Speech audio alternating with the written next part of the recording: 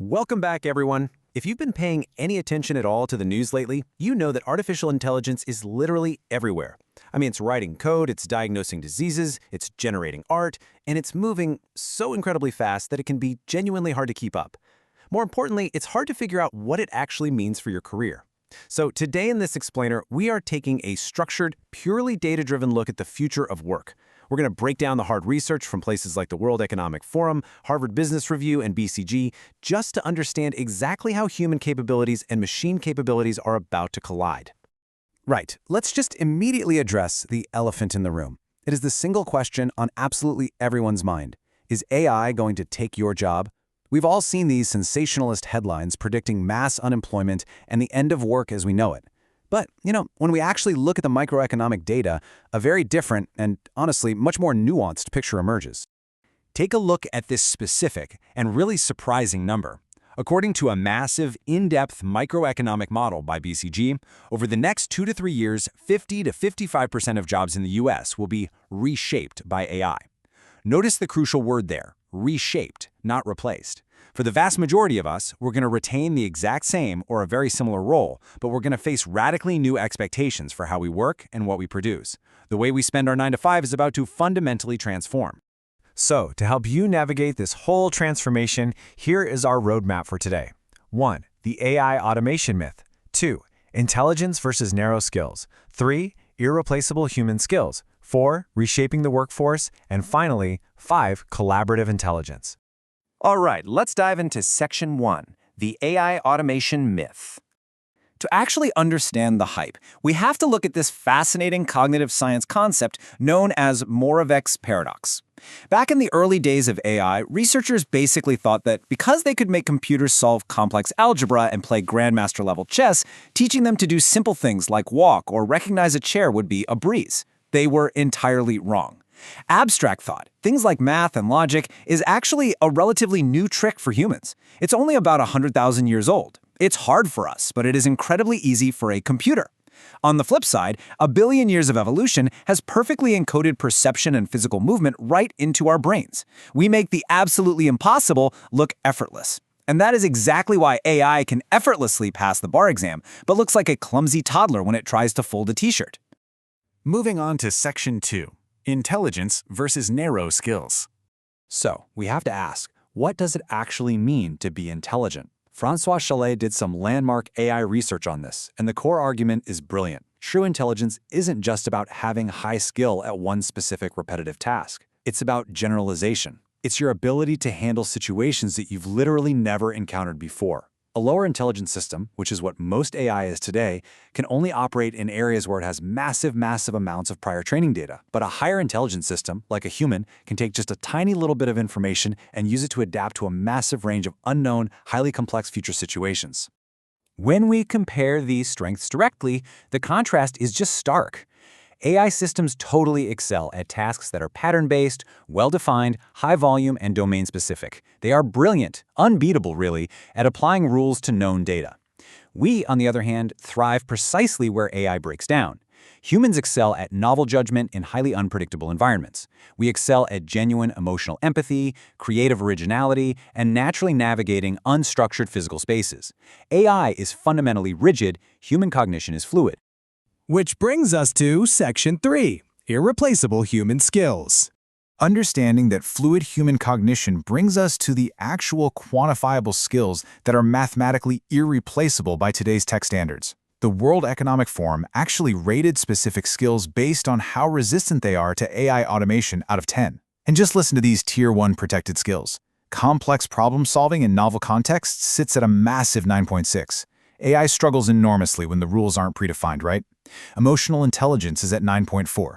Physical dexterity in unstructured environments, think of a plumber navigating a 100-year-old house with completely unique piping, that is highly protected at 9.1. And creative originality sits at 8.9. These are the innately human traits that algorithms simply cannot replicate. To really highlight that creativity aspect, there's this powerful insight from Emory University professor Ifeoma Ajunwa. She says, and I quote, "AI is finite. Human creativity is infinite."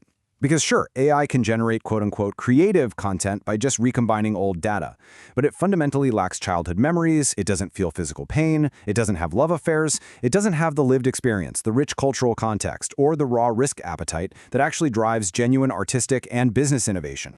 And the empathy piece is absolutely critical here. There's a massive distinction between two types of empathy. AI can absolutely simulate cognitive empathy. It can analyze your text patterns, predict that you're sad, and offer a perfectly formulaic response. But it fundamentally lacks the subjective, lived experience needed for genuine emotional empathy. In high-stakes human contexts, things like grief counseling, executive leadership, or really complex negotiations, authenticity cannot be faked. People intuitively sense the difference, and that difference matters enormously. All right, Section 4, Reshaping the Workforce. So we know what humans do best, and we know what machines do best. Let's look at how this all translates to the macroeconomic reality, building on that BCG data from earlier. If we look at the breakdown of the US job impact, the sheer panic is usually entirely focused on that 15% elimination slice, which, by the way, is mostly roles that consist of highly structured, super repeatable processes. But the vast majority of the pie is right there in the 55% reshaped category, and the 30% that is completely unaffected or actually represents brand new job demand directed by AI. Within that massive reshaped category, BCG identifies a few distinct ways your actual day-to-day role might evolve. Some are going to be rebalanced, meaning the boring, routine parts of your day get automated, which frees you up to expand your complex strategic work. Others will be enabled. Think of a clinical assistant whose core job remains highly hands-on patient care, but AI is now in the background taking notes and instantly flagging diagnostic anomalies. And then some roles will be straight-up amplified, where human-AI collaboration just dramatically increases the sheer volume and quality of your output. Let's move to our final section, Section 5, Collaborative Intelligence. This whole idea of amplification brings us to a really optimistic point. The future isn't human versus machine. It's human plus machine. According to incredible research from the Harvard Business Review, which surveyed 1,500 different companies, organizations see the most significant performance improvements when humans and machines actively work together.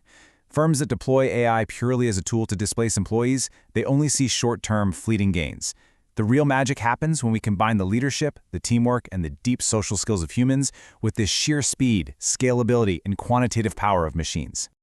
But for this collaboration to actually work, we humans have to step up and play 3 critical roles to assist the machines. First, we have to train them. Microsoft, for instance, literally hired poets and playwrights to train their AI assistant Cortana's personality. Second, we must explain AI. We desperately need human experts in medicine and law to interpret these opaque, black box algorithm decisions for patients and clients. And third, we have to sustain the tech. Safety engineers and privacy experts are absolutely required to ensure AI operates ethically and doesn't cause physical or digital harm. And of course, machines are going to return the favor by expanding our capabilities in 3 massive ways. They amplify our cognition, like Autodesk software instantly churning through thousands of structural calculations just to inspire a human designer's next concept. They interact scalably, seamlessly handling millions of routine customer service chats simultaneously while instantly escalating the nuanced, sensitive issues to real humans.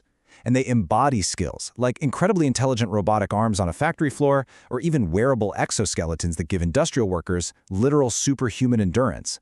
So, what does this all mean for you? How do you actually future-proof yourself for this deeply collaborative world? Well, you have to deliberately build those highly protected human skills. According to the research from Job Replacement AI, you can do this by actively taking on stretch projects at work that require complex, highly ambiguous problem-solving.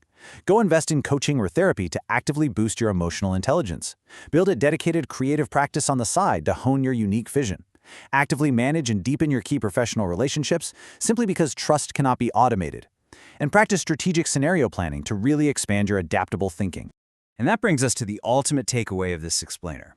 The data is absolutely clear here. AI is not some apocalyptic tidal wave coming to completely wipe out the human workforce. It's a remarkably powerful new tool, and it's demanding a profound shift in exactly how we apply our innately human talents. There is no doubt that AI will change how work is done. The only real question left is, are you ready to change how you work with AI? Take those brilliantly unique human skills you have, lean into them, and start building your collaborative intelligence today. Thanks so much for joining me, and as always, keep learning.